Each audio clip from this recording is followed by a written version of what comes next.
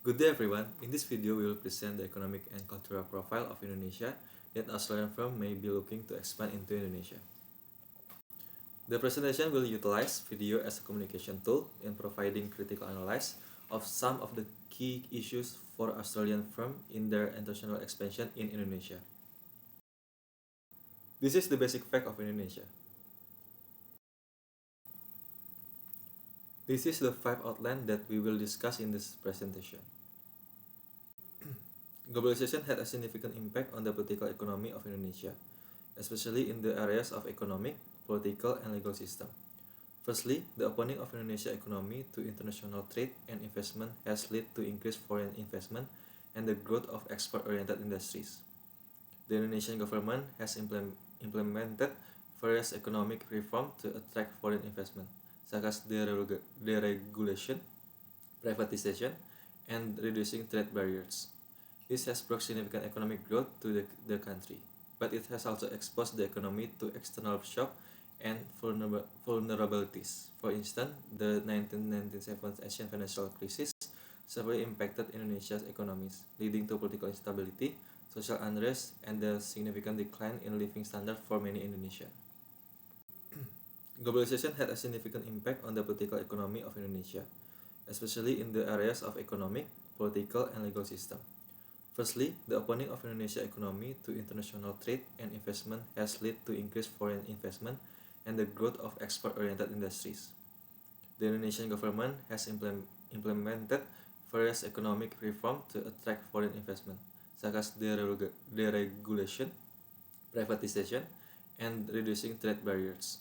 This has brought significant economic growth to the country, but it has also exposed the economy to external shock and vulnerabilities. For instance, the 1997 Asian financial crisis severely impacted Indonesia's economies, leading to political instability, social unrest, and a significant decline in living standards for many Indonesians.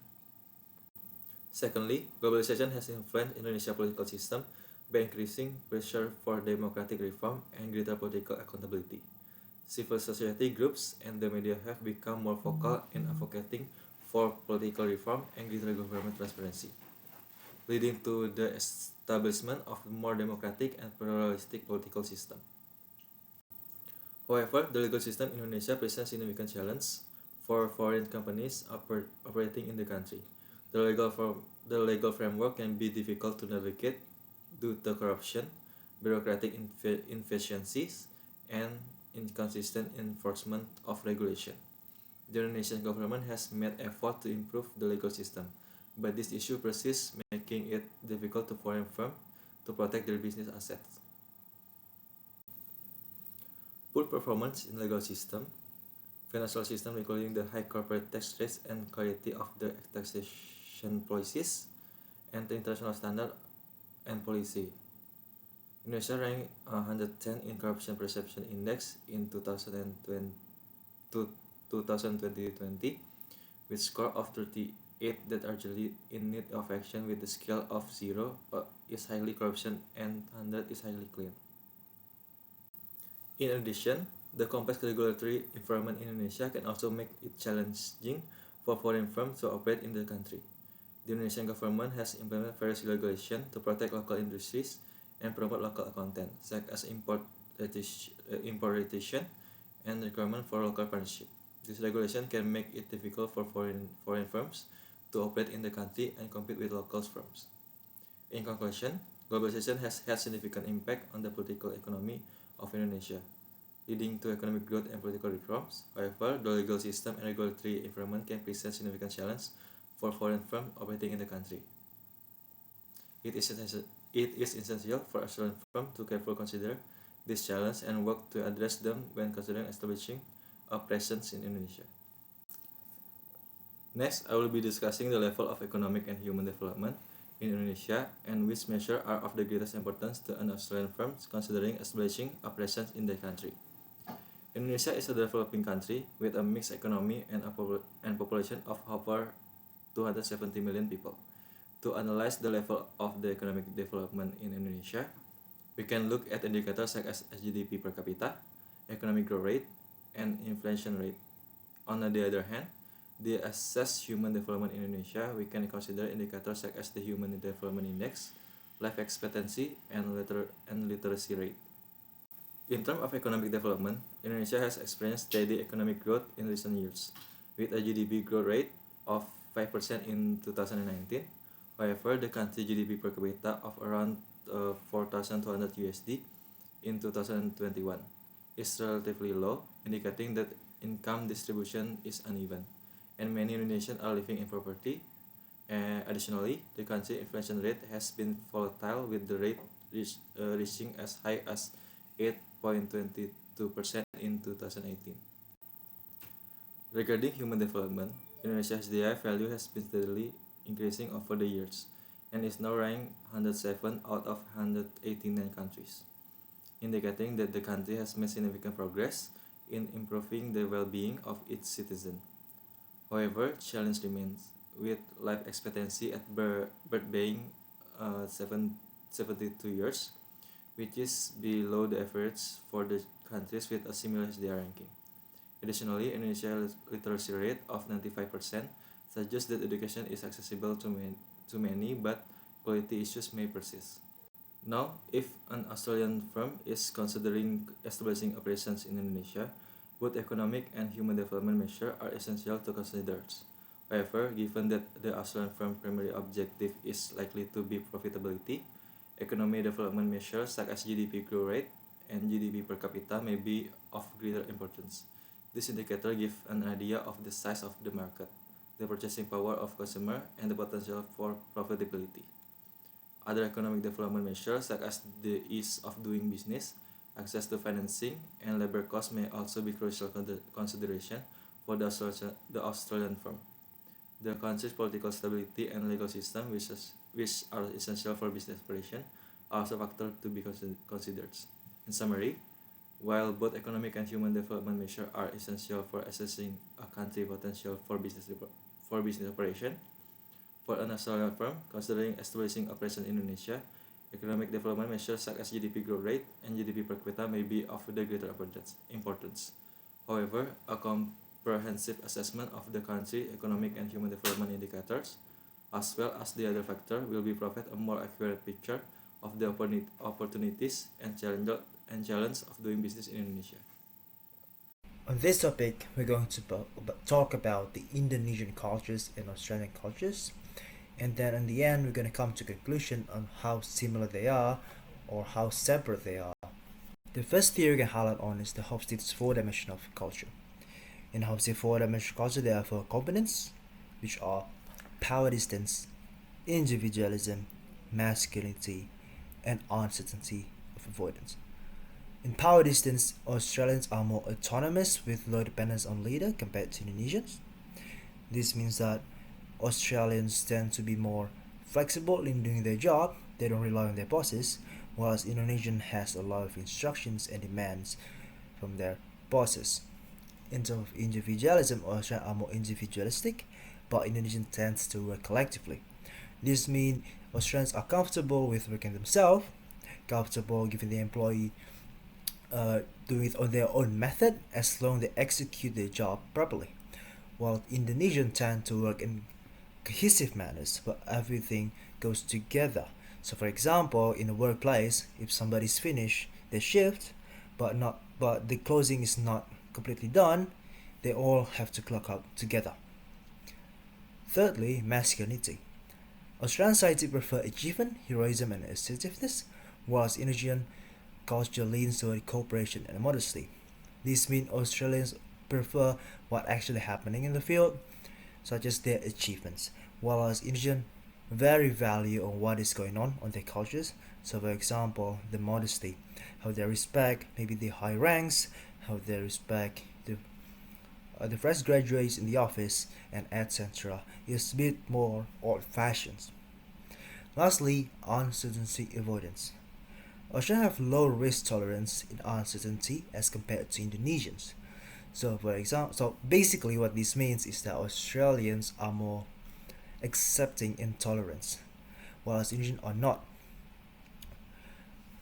For example, this an exact example of this could be that maternity leave, annual leave, and it also could be LGBTQ friendliness.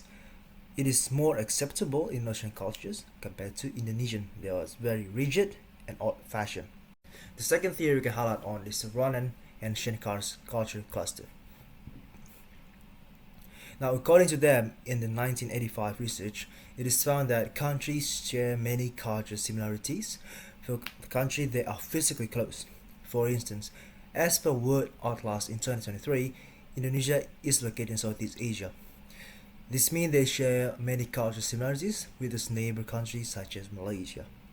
Whereas Australia is located between Indian and Pacific Ocean in the Southern Hemisphere, which means they share the cultural similarities with its neighboring country, which is New Zealand.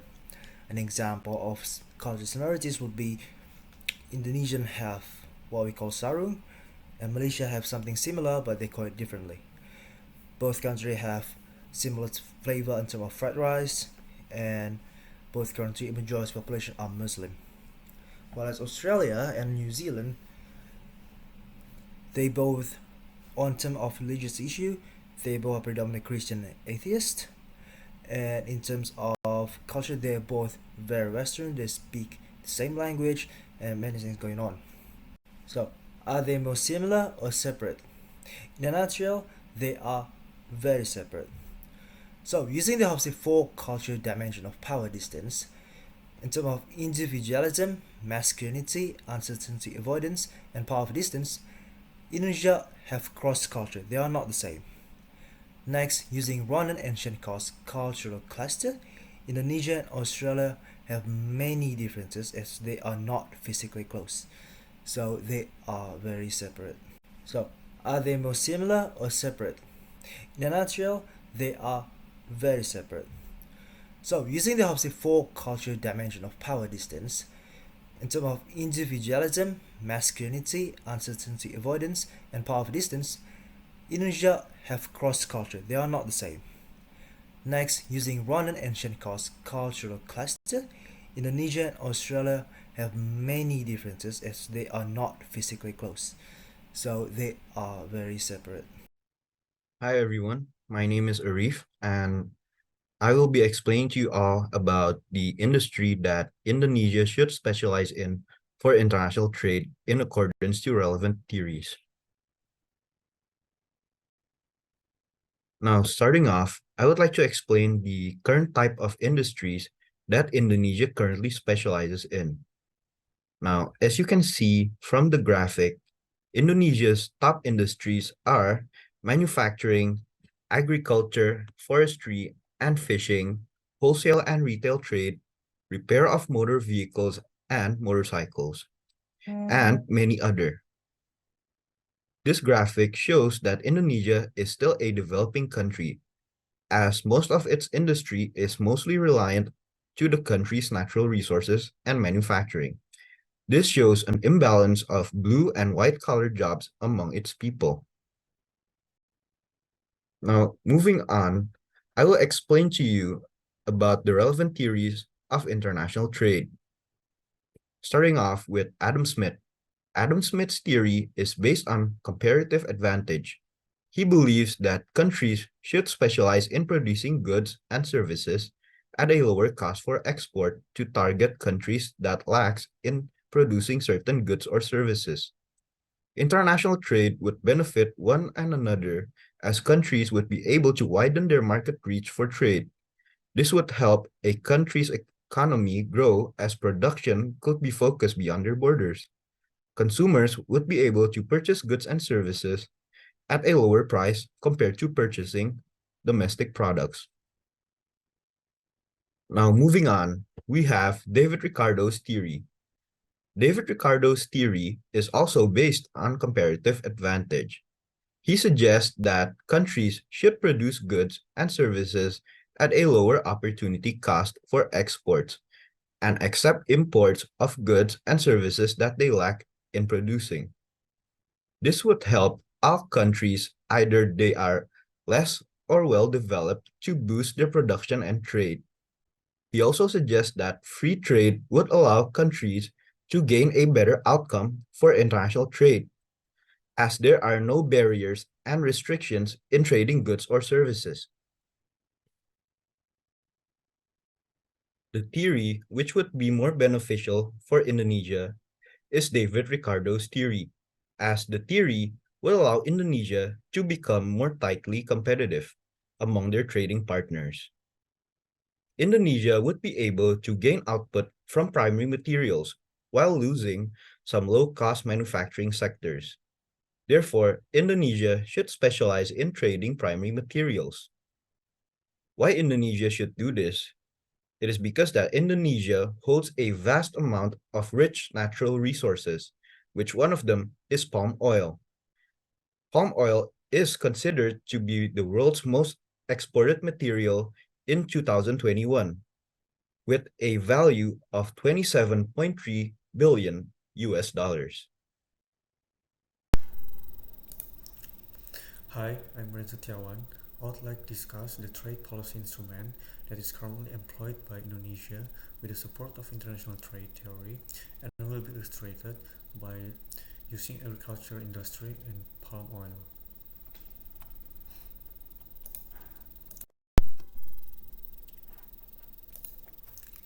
Firstly, Indonesia trade policy instruments, which is currently being employed, will be discussed in the following slide.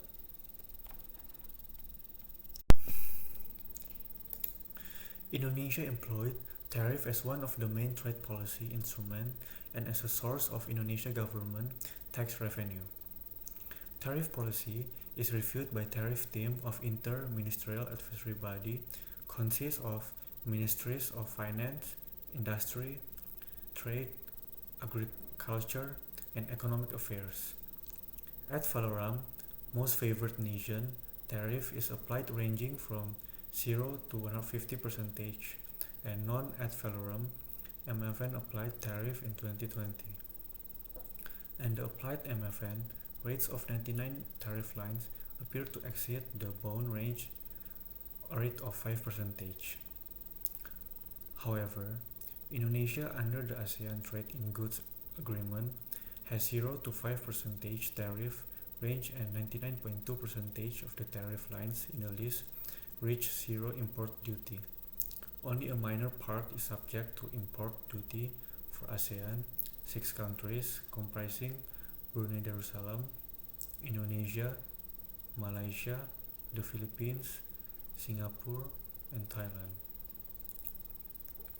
Additionally, another trade policy instrument employed is subsidies such as the domestic support for domestic producers and export levy cutting to boost export. Next, we move into international trade theory. Mercantilism is the international trade classic system that directly proceeds modern standard economics that supports the practice of trade instruments, of tariff and subsidies. For example, Indonesian government intervened by maximizing exports through subsidies and minimizing import through tariff. To promote protectionism, sustain economic growth through trading surplus for more exporting than importing, and increase domestic employment. Trading surplus increases in revenue and money supply and generates inflation. However, higher import costs and high inflation will offset any gains from its currency devaluation. Gains from currency devaluation is not an important factor in strengthening the competitiveness of Indonesia exports. While it gives benefit, mercantilism is usually criticized because of the restriction on free trade and free markets imposed by government.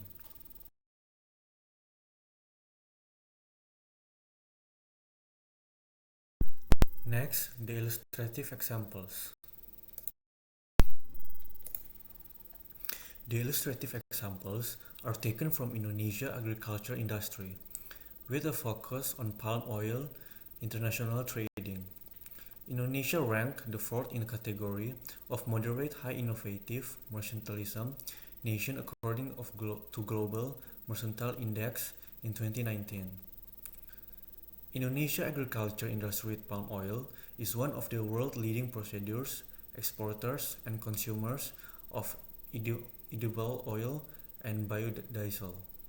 Indonesia was the leading palm oil exporting country with an export volume of about 28.5 million metric tons in year 2022 to 2023. The palm oil industry contributed a total of 5.9 billion to Indonesia foreign exchange in the first 2 months of 2023 and has helped Indonesia to book a trade surplus. Next, encouraging export by applying the domestic support for domestic producers and cutting export levy. For example, Indonesian government allocated 195 million from the state budget to subsidize the domestic producers of palm oil, biodiesel as the move to boosting the economy. Discouraging import by applying the tariff protection for agriculture industry to protect its position in the international agriculture. For example, agriculture sector tariff on more than 1300 products have bindings at or above 35.5%. Import tariff and real exchange rates contribute positively to export growth. We finally reach at the end of the discussion. Thank you for watching.